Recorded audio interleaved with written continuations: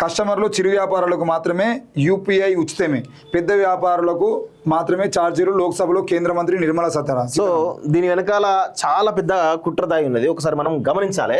So చాలా మంది ఏమంటారు ఇక్కడ ఒకసారి ఒక డీటెయిల్గా మనం ఈ దీని వెనకాల ఉన్నటువంటి కుట్ర ఏంది అనేది ఒకసారి మనం గమనించాలి. సో ఇప్పుడు కస్టమర్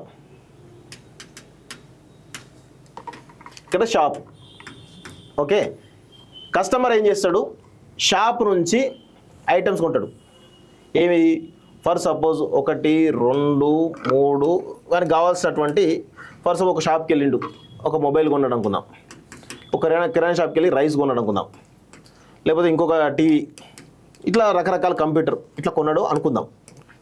సో ఇప్పుడు ఒక మొబైల్ సంబంధించినటువంటి కాస్ట్ వచ్చేసి 20,000 రూపాయలు. ఇప్పుడు ఈ కస్టమర్ ఏం చేస్తాడు, 20,000 రూపాయలే కదా, యూపీఐ మనం ఫోన్పే నుంచి గూగుల్ పే నుంచి 20,000 రూపాయలు పెద్ద ప్రాబ్లం కాదు, కొడతాడు. కొడితే ఇక్కడ ఏం జరుగుతుంది, ఇక్కడ 0.4% ఛార్జ్ వసూలు చేస్తారు. ఎవరు, కేంద్ర ప్రభుత్వం యూపీఐ ఎవరి దగ్గర నుంచి, షాప్ దగ్గర నుంచి 0.4% వసూలు చేస్తుంది. ఈ వసూలు చేసినప్పుడు ఏమవుతుందంటే, ఇప్పుడు ఈ 0.4% వీళ్ళు ఏమంటారు, కేంద్ర ప్రభుత్వం ఏమంటుంది, 0.4% మేము షాప్ నుంచి వసూలు చేస్తామని చెప్తున్నారు. కానీ ఇక్కడ జరిగే కుట్ర తెలుసా, ఈ 20,000తో పాటు 0.4% కూడా యాడ్ చేస్తారు. యాడ్ చేసే విషయం మనకు తెలియదు.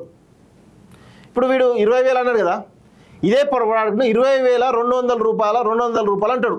ఎవరు, షాప్ వాడు ఏం చెప్పాడు, 0.4% యాడ్ చేసి చెప్పాడు, కేవలం 20,200 రూపాయలు సార్ ఇది అని చెప్తాడు. ఎందుకు అంటే తెలియకుండా యాడ్ చేస్తాడు 0.4%ని. ఇది ఎవరు తెలియదు, ప్రోడక్ట్ కాస్ట్ చెప్తాడు, దాని ట్యాక్స్ ఇక్స్ మళ్ళీ సపరేట్ ఉంటుంది. 0.4% లేపాడు, యాడ్ చేసి చెప్తాడు. అంటే కస్టమర్ నుంచే ఈ డబ్బులను షాపు వాడికి ట్రాన్స్ఫర్ చేయించుకుంటాడు. ఇది అందరు గమనించే, షాప్ నుంచే, షాపే కడతాను కాదు, షాప్ వాడు తెలివి కాలేడు, వాడు 0.4% వాడి భారం ఎందుకు వేసుకుంటాడు, అది కస్టమర్ మీద వేస్తాడు. గీ తెలివి లేనటువంటి వాళ్ళు ఈరోజు ఈ యూపీఐ అనేది సామాన్యులకు ప్రజలకు పెద్ద ఇబ్బంది కాదు, ప్రజల మీద భారం పడదు, ఓన్లీ షాప్ కీపర్ల మీద భారం పడుతుంది అని చెప్పే ప్రయత్నం జరుగుతూ ఉంది. మళ్ళీ ఇప్పుడు ఇంకోటి ఏమంటుందంటే, చిన్న షాపుల మీద చేయం, పెద్ద షాపులు చిన్న షాపుల మీద చేయమనంటే, చిన్న షాపులకు ఇప్పుడు చాయ్ బండ్లు చిన్న కొట్లు ఉండేంటే వాళ్ళకు కూడా లాస్ట్ కు వచ్చే ఆదాయం మీద తీసుకోవాల్సినంత ఇన్కమ్ తీసుకుంటున్నారు. కాబట్టి 10 రూపాయలు 20 రూపాయలు కొట్టినప్పుడు కూడా, ఎందుకంటే మొబైల్ రీఛార్జ్ చేసుకుంటే ఆల్రెడీ 3 రూపాయలు కట్ అవుతుంది అన్న, 400 రీఛార్జ్ చేసుకుంటే అంటే 2 రూపాయలు 3 రూపాయలు యాడ్ అవుతుంది. అన్నిటిలో యాడ్ అయింది ఆల్రెడీ, యాడ్ కాకుండా ఏం లేదు. ఇప్పుడు ఎగ్జాంపుల్ చెప్తున్నా, ఇప్పుడు ఇందులో ఉంది 20,000 రూపాయలు ఉంది, వాడు 19,000 రూపాయలకు వచ్చే మొబైల్ వాడు 20,000 రూపాయలు ఎందుకు చేస్తాడు సార్, జీఎస్టీ అంటాడు, జీఎస్టీలో స్టేట్ ట్యాక్స్ లేకపోతే సెంట్రల్ ట్యాక్స్ అంటాడు, లేకపోతే ఇంకో సెజ్లు అవి అని చెప్పేసి 20,000 రూపాయలు చేస్తాడు. మరి ఇప్పుడు ఎందుకు ఇవి కూడా కట్టాలి కదా, వీళ్ళే ట్యాక్స్ ఎవరు కట్టాలి,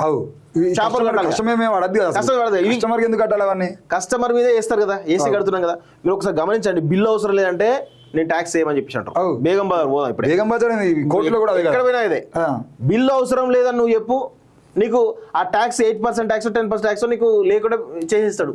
బిల్లు కావాలంటే మళ్ళీ ట్యాక్స్ కట్టాల్సిందే. పరిస్థితి ఇప్పుడు ఈ బిల్లుల ట్యాక్స్, బిల్లులు వీటికి సంబంధించినటువంటి దాన్ని మొత్తం ఈ మార్వాడి స్కామ్ మళ్ళీ అంతే. మొత్తం మార్వాడి వాళ్ళ దగ్గర పోయి, అన్న ఇంకో మాకు ఈ మైకులు కావాలన్నా అంటే, అన్న బిల్లు అయితేనో 13,500, బిల్లు లేకపోతే 11,500. 2,000 కోసం మేమేం చేస్తాం అంటే, మెజారిటీగా మిగతా వాళ్ళు యూట్యూబర్ ఏం చేస్తారు, వాళ్ళు 2,000 పోతానే బిల్లు అవసరం లేదని చెప్పేసి మొత్తం స్మగుల్ గూడ్స్ మొత్తం ఆ కోటిలో వాడ ఆ గల్లీ మార్వాడలో ఉంటారు. ఏడిపోయినా సేమ్ రేట్ ఉంటుంది, సేమ్ ప్రోడక్ట్ ఉంటుంది, దానికి ఎలాంటి ఇన్సూరెన్స్ ఉండదు, దానికి ఏముండదు. నువ్వు తీసుకుపోయినాక పని అయిపోతే అటే కాదు. ఫస్ట్ దేశద్రోహులు వాళ్ళే, ట్యాక్స్లు కట్టకుండా ఈరోజు ట్యాక్సులతోటి అందరిని మభ్యపెట్టుకుంటా చాలా దారుణంగా చూస్తారు.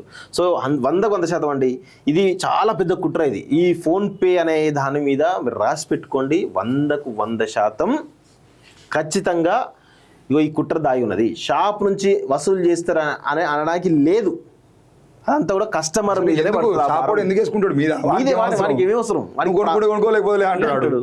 ఇక్కడ నుండి పోతే ఇంకో షాప్ లో గదే రేటు చెప్తాడు, చచ్చుకుంటే వాడు ఫోన్ వానికి అవసరము, వానికి ప్రోడక్ట్ వానికి అవసరం, ఇక్కడ కాకపోయినా ఇంకొక వాడు కొనుక్కోవాల్సిందే అంతే. సో దీని గురించి ఒక బిల్లు పెట్టి అది పెద్ద రచ్చ కథకారం. అసలు ఇంకోటి ఏంటంటే యూపీఐని డిజిటల్ చేసామని చెప్పేసి జనాల మీద రుద్ది ఇప్పుడు అందరూ ఏంటి ఆఖరి ఊర్లలో కూడా ఇక ఫోన్ పేలే పెట్టుకొని ఇప్పుడు 100 రూపాయలు తీసుకుపోయి చాయ్ బండి కాడ ఇచ్చి 12 రూపాయలు చాయ్ అంటే నా 86 రూపాయలు నాకు ఇవ్వాలంటే ఇస్తలేడు ఆయన. ఆ 14 రూపాయలు ఉంటుంది సుందర విజ్ఞాన కింద దగ్గర మేము చాయ్ తాగే దగ్గర.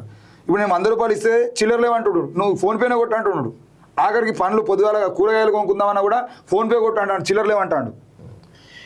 ఏక్తా మాల్ టెండర్లో భారీ కుంభకోణం, టెండర్లు రద్దు చేసి స్వతంత్ర విచారణ జరిపించాలి. కేంద్ర మంత్రి నిర్మలా సీతారామన్కు కేటీఆర్ లేఖ అంటూ చూస్తున్నాం.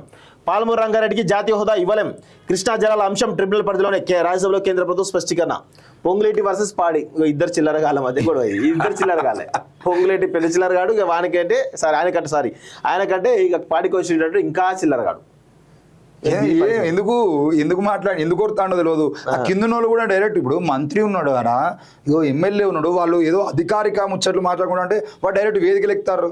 అరే మీరెందుకు కూడా కేసులు వేసుకుంటారు?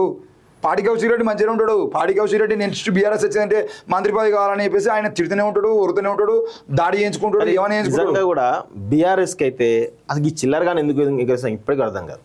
బీఆర్ఎస్ హైలైట్ అవడం కోసం రేపు పొద్దుగాల అధికారంలోకి వచ్చినాక ఈ చిల్లరగానే భుజాల మీద పెట్టుకోరు. ఇప్పుడు బీఆర్ఎస్లో రాజాసింగ్ ఉంటాడు, బీఆర్ఎస్లో కూడా బండి సంజయ్ ఉంటాడు అని చెప్పుకోవడం కోసం ఈయనే. గణపతి లొంగిపోండి పర్యాటక ప్రాంతంగా కర్రెగుట్టలట. చూద్దాం. ఆ నలుగురు తీరు మారలేదు. డీజీపీ సివి ఆనంద్ ఏదో కొంత ఐపీఎస్ ఆఫీసర్ల విషయంలో ఏదో పెట్టిండు, దాని మీద పెద్ద కంట్రవర్సీ అవుతుంది.